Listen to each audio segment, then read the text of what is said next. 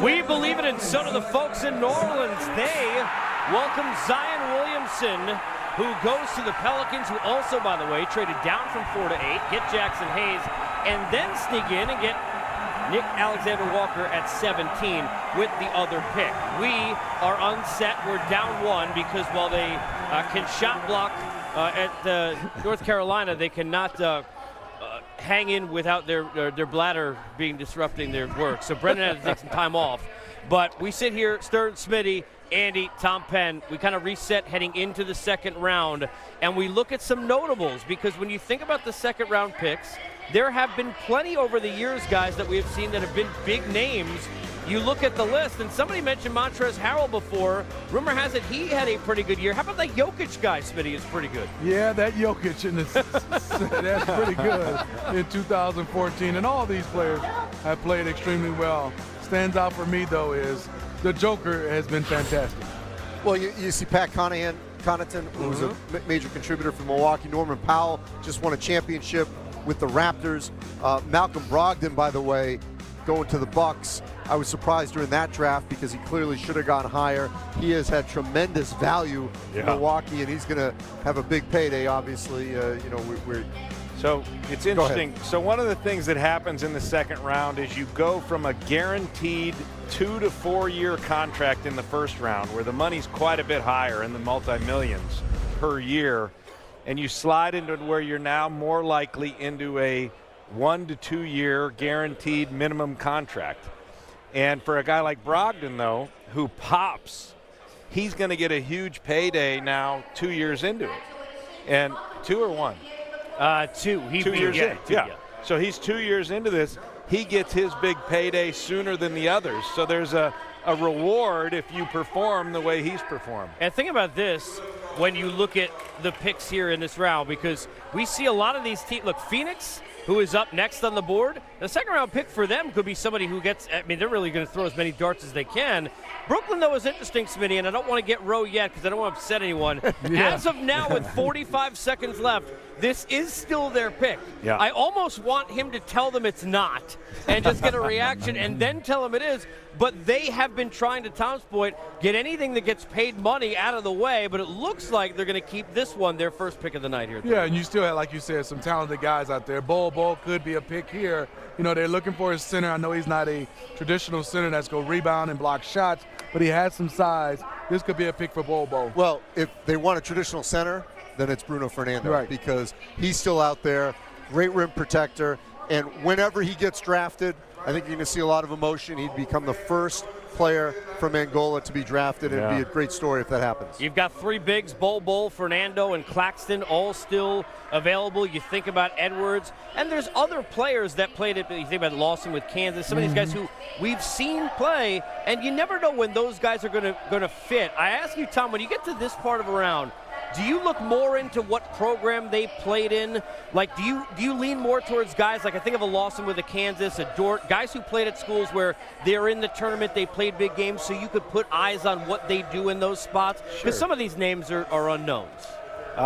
Pressure situations are important. You mentioned the tournament. You always look at the meaningful games, meaningful conference games, meaningful tournament games, and that's going to definitely weigh on what you do. The deeper you go into this, the more you look right at your head coach and you say, what do you want? Yeah.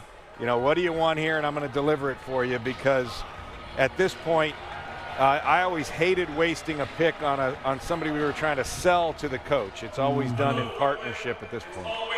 We mentioned some of the players who have been drafted in the second round, and you think about some of the guys that we've seen already taken tonight, to the point that was mentioned before, a lot of these teams haven't had picks at all. I mean, we have not heard. The Houston Rockets have been talked about a lot in the last couple of weeks, Smitty, as one of the biggest stories in the NBA. And we'll hit some of those stories during this round, really kind of get you ready for free agency coming up in a few days. But Houston is one of those storylines, as Nick Claxton out of Georgia is the pick that we'll get into this round. But this is the other Georgia, and there was a Georgian taken. I almost was going to explain it until Andy tried to pronounce his name. I didn't think I thought it was self-explanatory. I thought I did all right with the pronunciation. This one went to Georgia, more close to home, in a guy in Claxton, Smitty, who is the pick for Brooklyn. Yeah, you know, I like him. I mean, he led this team in points and also in rebounds and steals. He did a nice shot, block shots. He was the only player to start all 32 games. He has a high motor. He did well at the combine. He was tinkering Andy whether he should put his name back or stay. He stayed. He get a chance. I like him. There's more of a project, but he's had some good size, and he has some good, tremendous athleticism and also some skill set. You know, I thought Tom Crean, as coach of Georgia, put out a great stat that coaches will love. From one year to the next, he improved getting to the free throw line on average 2 times to 6. You know, so that's imperative for a big. The fact that you are now creating contact, getting to the free throw line, get a chance to obviously increase your point production and get some points for your team. Leading scorer and rebounder for Georgia, a 7'2" wingspan, and he is going to be a net. We should find out whether or not they're aware. You may have spooked every Net fan into believing they have not had any picks tonight. So is the Family Feud Brooklyn family back together to give us some love for a get close to our home in Claxton? Well, listen, everybody in Brooklyn, from what I understand, what player did you want? Just go ahead and let America know. You know what? I was focused on Bol, actually. I was excited, man. I feel like, I was sitting out there for 31 picks, 30 picks, and we couldn't give him the love. It's unfortunate. But Claxton, he's aggressive, he's exciting, and we need a backup center with Eddie Davis leaving, so. A very aggressive big. What about you? I know you repping the Brooklyn Nets as well. How do you feel about the pick? Oh, I love the pick. It's time we take over this town. It's time Brooklyn take over this town. I'm looking forward to it. The Brooklyn takeover is continuing. They're actually very happy with the selection. Of course, keep D'Lo. We need D'Lo. We don't need Kyrie. So wait. Say that again. You don't need Kyrie? No, we don't need Kyrie. D'Lo? Definitely D'Lo. We don't want Kyrie. We want D'Lo. Definitely. So you heard it right there. It looks like the Brooklyn fans do not want Kyrie Irving. They like D'Lo, and they like what they have right now. Brooklyn, go hard. Casey, back to you. Yeah, and Ro, I'm really not that surprised because I think, look, Kyrie, it's not easy to go through what he went through, Smitty, but in this case, nobody put baby in a corner, to use the Dirty Dancing thing, but baby, with the comments about I should have taken this many shots and I don't care about this or that. When you look at what Sean Marks has built with Kenny Atkinson, so much grit and hard work and grind, can Kyrie fit into that culture? You know, he didn't have a great year from a winning standpoint, but when you start saying pound for pound talent, Kyrie Irving, there's not many people that match him. Also, he's won before. It didn't go well, Andy and Tom, in Boston, but you're not going to, come out and say this kid doesn't have talent. How about elite talent at that point guard position? How about all the hating going on from the audience here? The Celtics are saying, well, they don't want Kyrie. The Nets guys are saying they don't want Kyrie. Smitty, he's an impossible shot maker. He's an unguardable player under pressure and an impossible shot maker, and you must have those if you're going to win a championship. So Kyrie's proven to be a piece of a championship puzzle, albeit right alongside LeBron. But if you remember, he hit big-time shots under pressure. We know he has that in him, and he's still got a lot of life, a lot of years left. Now, the last time some Celtics came to Brooklyn, it didn't work out as well, though, right? That's a whole nother story. We don't bring that up because of a friend and member of the NBA TV family who is the king of Brooklyn, not a king of Queens. Here is the now king of the Miami Heat. You see the picture there with Phoenix. More hats and pictures changing. Yet another trade. This was now, again, this is the third time that we've seen a pick owned by 3 different teams in the last week. You're doing an excellent job, Casey, keeping up with. Excellent job. Now that you said Andy, that, I'm going crazy. I don't know what's going on. I will miss the next field goal kick within 30. Thank you. But it's Miami who ends up getting this pick. What about Okpala? Well, he was projected to be somewhere, I'd say maybe 5 spots above this. That was his range, so he's still falling within his range. Those that follow the sport were probably into him, but at the same time, Stanford did not have a good season, so he didn't get the recognition that he probably deserved. But he's a good find for those who are paying attention to the sport because he can get his own shot, as you can see right here. And he's got a nose for the basketball. And obviously, defensively, with that reach, the way he reads the passing lanes, he can finish too. Yeah, he has some versatility. He's long. He can handle the basketball. He's fantastic in the open court. Got to get a little stronger. Got to get more physical, but you said it best, because they didn't have a successful team, wins. But when you look at his stats, shot close to 50%, shot well from the three-point line, 37%. This is a good pick in the second round. Here's what happens at the top of the second round.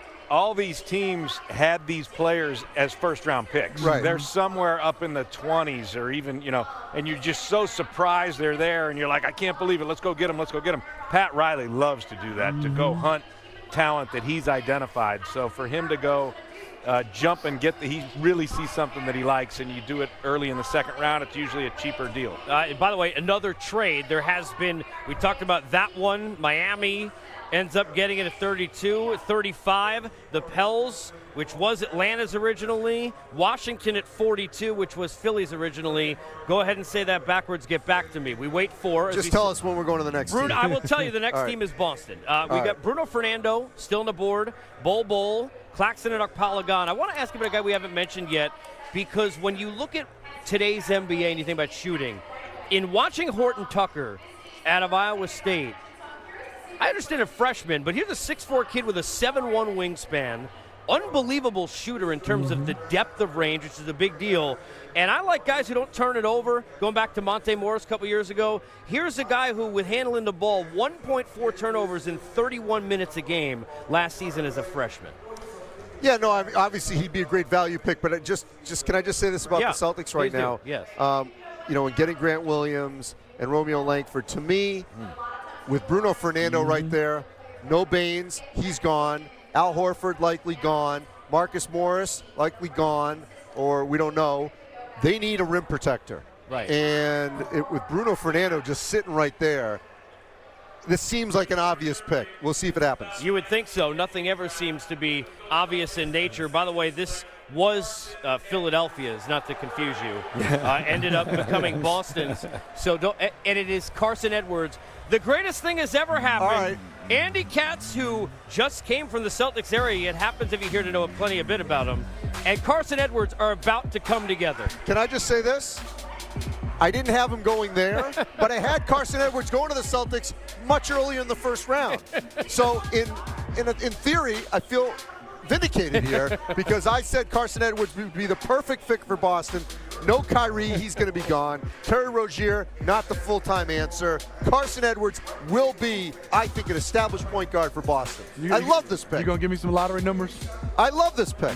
I knew you were going to get excited. Because remember I said he's going to get a guaranteed deal. Of course. I believe this.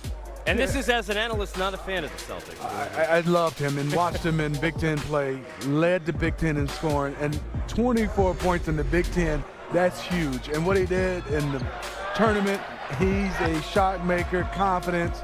He's a guy that can flat out score the ball, play with pick and rolls, but also can hunt and get his own shot time without any type of pick. Vinny Johnson, right? Yeah. He's like the microwave. This guy is just rock solid, ready to go in there and put numbers on the board. It's cool. By the way, speaking of numbers, and also as that step back three, how many minutes do you think it, now I understand maybe at height difference.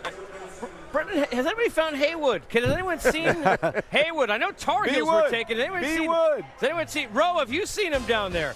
Coach Cal will join us on set. We think Brendan Haywood is here somewhere. No, he's gone. No Tar Heels left to take, so he took himself. Love the Edwards pick.